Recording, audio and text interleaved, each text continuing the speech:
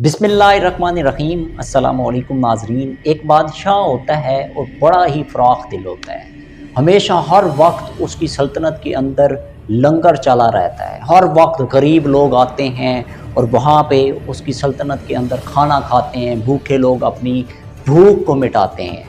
तो कुछ अरसे बाद एक वज़ीर ऐसा उसकी सल्तनत में आता है कि वो उसे मशवरा देता है कि बादशाह वक्त हमारा जो सल्तनत है उसके ऊपर एक चीज़ का बजट बहुत ज़्यादा आ रहा है और वो एक बोझ बनता जा रहा है। इजाफी बोझ है, उसका कोई फ़ायदा नहीं।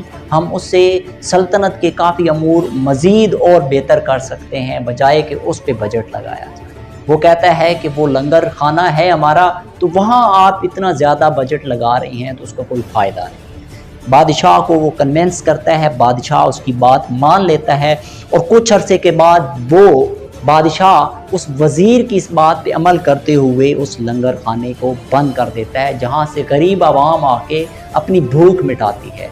अब जैसे ही बंद होता है उससे अगली रात बादशाह को ख्वाब आता है और ख्वाब में क्या देखता है, बादशाह उस अपने ख़जाने के कमरे के बाहर खड़ा हुआ है और जो बादशाह है वो देख रहा है कि जो मज़दूर हैं वो आके वहाँ से ख़जाने को बोरियों की सूरत में उठा के ले जा रहे हैं।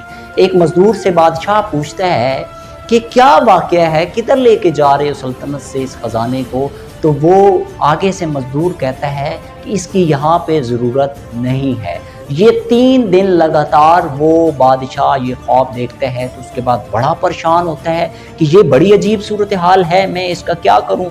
तो वो एक अल्लाह वाले को बुलाता है अपने पास और उनसे मशवरा करता है कि इस तरह मैंने ये 3 दिन ख्वाब देखा और ये सूरत हाल पैदा हुई।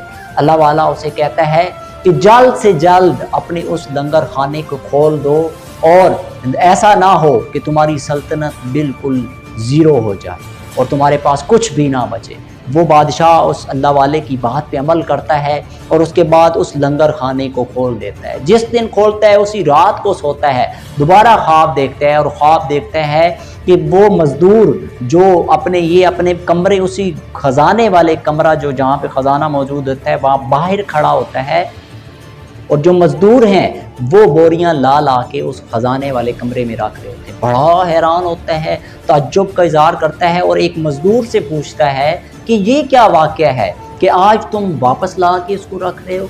तो वो कहता है मज़दूर कि अब इस ख़जाने की ज़रूरत यहाँ पे है।